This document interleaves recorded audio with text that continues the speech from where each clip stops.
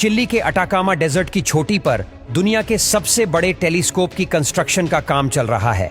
ये टेलीस्कोप जब कंप्लीट होगा तो ये हमारी यूनिवर्स के दूर दराज प्लैनेट्स को हमारी आंखों के मुकाबले 5000 गुना ज्यादा करीब से देख सकेगा। ये टेलीस्कोप टाइम में पीछे जाकर अर्थ, स्टार और दूसरे प्लैनेट्स को ढूंढने में साइंटिस्ट की क्या मदद कर सकता है, और सबसे बढ़कर साइंटिस्ट और कंस्ट्रक्शन टीम को अटाकामा डेजर्ट की ऊंचाइयों में कंस्ट्रक्शन के दौरान किन मुश्किलात का सामना करना पड़ा और आखिर इसे बनाने में कितना पैसा लगाया गया है, आइए जानते हैं। यूरोपियन सदर्न ऑब्जर्वेटरी, जिसे ईसो भी कहा जाता है, इस स्पॉट पे एक बहुत बड़ा टेलीस्कोप बना रही है, जिसे एक्सट्रीमली लार्ज टेलीस्कोप या फिर शॉर्ट में ELT का नाम दिया गया है।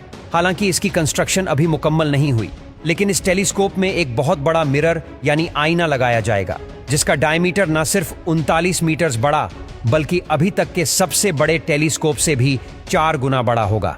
ये आईना इंसानी आंख से 10 करोड़ गुना ज्यादा रोशनी जमा कर सकता है, लेकिन इसके ऊपर मिट्टी ना गिरे और इससे बचने के लिए टेलीस्कोप को एक बहुत बड़े स्टील डोम से कवर किया जाएगा, जिसका वजन लगभग 6000 टन होगा। इस डोम पर 2 बहुत बड़े दरवाजे लगाए जाएंगे जो दिन के वक्त बंद रहेंगे। ये डोम इतना ऊंचा है कि इसके अंदर स्टैच्यू ऑफ लिबर्टी भी खड़ा हो सकता है। इसके नीचे एक हाईटेक प्लेटफॉर्म लगाया गया है जो पूरे टेलीस्कोप को 360 डिग्रीज घुमाने के काबिल बनाता है, ताकि रात को आसमान के किसी भी हिस्से को देखा जा सके।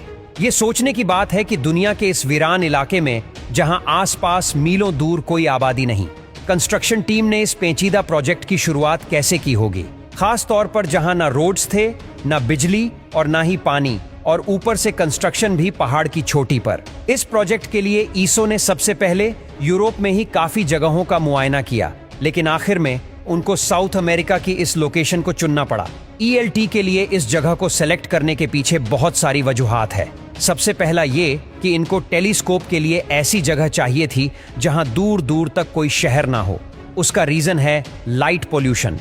अक्सर शहरों के ऊपर रोशनी होती है। ये रोशनी जो टेलीस्कोप से जनरेट होने वाले इमेज को खराब कर सकती है। ELT को सिर्फ लाइट पोल्यूशन से बचाना ही काफी नहीं था, साफ आसमान का होना भी बहुत जरूरी है। लेकिन अटाकामा डेजर्ट दुनिया के खुशतरीन टुकड़ों में से एक है, तभी यहाँ साल के 365 दिनों में से 320 दिन बादल नहीं होते, जो कि दूर दराज गैलेक्सीज को देखने के लिए बहुत जरूरी है। 2010 में ईसो की टीम ने मुख्तलिफ जगह पर टेस्ट किए और आखिरकार उनको अटाकामा डेजर्ट की ये लोकेशन सबसे बेहतरीन लगी। 3000 मीटर ऊंचे पहाड़ पर मसला ये था कि दूसरे पहाड़ों की तरह ये काफी नौकिला पहाड़ था, यानी इस पर किसी किस्म की कंस्ट्रक्शन करना इस कंडीशन में मुमकिन नहीं होगा। लिहाजा इस पहाड़ की चोटी को काटकर 7 फुटबॉल फील्ड्स जितना बड़ा एरिया सीधा करना बहुत जरूरी था। 2014 में कंस्ट्रक्शन टीम ने एक्सप्लोसिव की मदद हासिल की और पहाड़ की टॉप पर जगह जगह सुराख करके एक्सप्लोसिव डाले गए और पहाड़ के ऊपर का 100 मीटर हिस्सा उड़ा दिया गया। लेकिन साथ ही एक बहुत बड़ी मुसीबत सामने आई। इंजीनियरिंग टीम ने देखा कि पहाड़ के टॉप पर जगह जगह सिंक होल्स बन रहे हैं। असल में जो एक्सप्लोसिव डालकर पहाड़ के टॉप को उड़ाया गया था, उसने पहाड़ के कोर को काफी नुकसान पहुंचाया था। पत्थरों में क्रैक्स पड़ गए और जगह जगह से मिट्टी अंदर धंसने लगी। हर कुछ महीनों के बाद अंदर पत्थरों में मूवमेंट होती और फिर नए सिंक होल्स बन जाते। इस मसले से निपटने के लिए इंजीनियर्स ने इस मैदान में कई ड्रिल्स किए और वाइब्रेशन की मदद से आर्टिफिशियली जमीन को स्टेबल किया, ताकि जितने सिंक होल्स बनने हैं वो एक दफा में ही बन जाए। फाइनली वाइब्रेशन वाला तरीका काम कर गया और सिंक होल्स में भराई करके एक बार फिर से पहाड़ के टॉप को प्लान कर दिया गया। अब अगला काम था ELT की फाउंडेशन डालने का।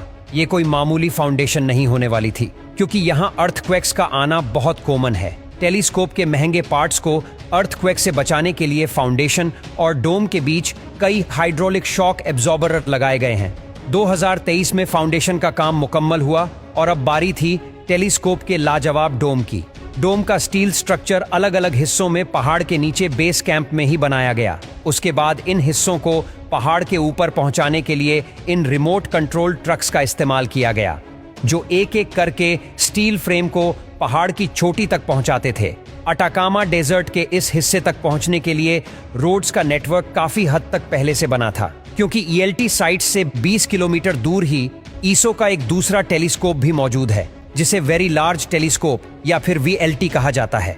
ELT को दुनिया का सबसे बड़ा टेलीस्कोप बनाने के पीछे है इसका मिरर, जो कि 39 मीटर्स बड़ा है। फिलहाल इस बड़े मिरर को काबू करने के लिए डोम के अंदर स्ट्रक्चर बनाया जा रहा है, और ये खुद कितना बड़ा है इसका अंदाजा आप इस वर्कर से लगाएं जो फ्रेम के ऊपर खड़ा है। ये 39 मीटर्स का आईना कुल 800 छोटे छोटे पीसीज को मिलाकर बनाया जा रहा है, जिसका काम स्पेस से आने वाली किसी भी लाइट को मल्टीप्लाई करके सेकेंडरी मिरर M2 तक पहुंचाना है। M2 से ये लाइट M3 और फिर M4 तक जाएगी, और M4 इमेज को ज्यादा शार्प बनाएगा, और इस काम के लिए डोम पर लगी ताकतवर लेजर बीम्स का इस्तेमाल किया जाएगा। टेलीस्कोप की शानदार वर्किंग के बारे में तो बहुत हो गया, लेकिन यहाँ सबसे बड़ा सवाल ये है कि ELT के जरिए हमें आखिर क्या हासिल होगा। ELT वो वाहिद टेलीस्कोप होगा जो हमारे सोलर सिस्टम के बाहर प्लैनेट्स की डायरेक्ट फोटोग्राफ ले सकेगा। वो प्लैनेट्स जिनमें जिंदगी के आसार है। डायरेक्ट फोटोग्राफ के जरिए हमें ये मालूम पड़ सकता है कि उन प्लैनेट्स पे एटमॉस्फेयर कैसा है, और एटमॉस्फेयर से पता लगेगा कि वहां पर पानी है या नहीं।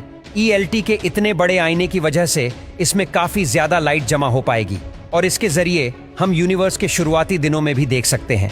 यहाँ आपका ये भी जानना जरूरी है कि ELT बेशक ही काफी बड़ा है, लेकिन ये सिर्फ आईनों पर मगनी टेलीस्कोप में सबसे बड़ा होगा, जबकि रेडियो टेलीस्कोप में एक बहुत बड़ी डिश होती है, जैसा कि गोल्डन आई में है।